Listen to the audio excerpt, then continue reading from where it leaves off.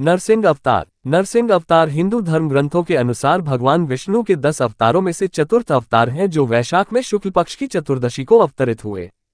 पृथ्वी के उद्धार के समय भगवान ने वाराह अवतार धारण करके हिरण्याक्ष का वध किया। उसका बड़ा भाई हिरण्यकशिपु बड़ा रुष्ट हुआ। उसने अजेय होने का संकल्प किया। सहस्त्रों वर्ष बिना जल के वह सर्वथा स्थिर तप करता रहा। ब्रह्मा जी संतुष्ट हुए। दैत्य को वरदान मिला। उसने स्वर्ग पर अधिकार कर लिया। लोकपालों को मार भगा दिया। स्वत संपूर्ण लोकों का अधिपति हो गया। देवता निरुपाय थे। असुर को किसी प्रकार वे पराजित नहीं कर सकते थे। हिरण्यकशिपु के 4 पुत्र थे।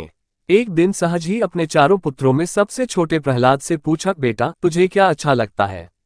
प्रहलाद ने कहा, इन मिथ्या भोगों को छोड़कर वन में श्री हरि का भजन करना। ये सुनकर हिरण्यकशिपु बहुत क्रोधित हो गया। उसने कहा, इसे मार डालो। यह मेरे शत्रु का पक्षपाती है। असुरों ने आघात किया। भल्ला फलक मुड़ गए, खड़ग टूट गया, त्रिशूल टेढ़े हो गए, पर वह कोमल शिशु अक्षत रहा। दैत्य चौंका। प्रहलाद को विष दिया गया, पर वह जैसे अमृत हो। सर्प छोड़े गए उनके पास और वे फन उठाकर झूमने लगे। माता गजराज ने उठाकर उन्हें मस्तक पर रख लिया। पर्वत से नीचे फेंकने पर वे ऐसे उठ खड़े हुए जैसे शैया से उठे हों। समुद्र में पाषाण बांधकर डुबाने पर 2 क्षण पश्चात ऊपर आ गए। घोर चिता में उनको लपटे शीतल प्रतीत हुई। गुरुपुत्रों ने मंत्रबल से कृत्या राक्षसी उन्हें मारने के लिए उत्पन्न की, तो वह गुरुपुत्रों को ही प्राणहीन कर गई। प्रहलाद ने प्रभु की प्रार्थना करके उन्हें जीवित किया। अंत में हिरण्यकशिपु ने प्रहलाद को बांध दिया और स्वयं खड्ग उठाया और कहा, तू किसके बल से मेरे अनादर पर तुला है? कहाँ है वह? प्रहलाद ने कहा, सर्वत्र, इस स्तंभ में भी।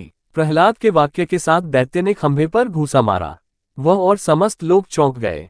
स्तंभ से बड़ी भयंकर गर्जना का शब्द हुआ। एक ही क्षण पश्चात दैत्य ने देखा, समस्त शरीर मनुष्य का और मुख सिंह का, बड़े बड़े नख एवं दांत, प्रज्वलित नेत्र, स्वर्णिम सटाएं, बड़ी भीषण आकृति खंभे से प्रकट हुई।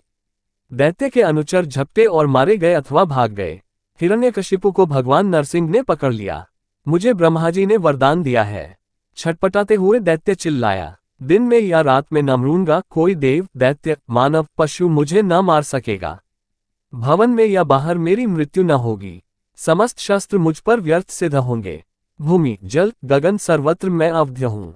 नरसिंह बोले, देखिए संध्या काल है। मुझे देख कि मैं कौन हूँ।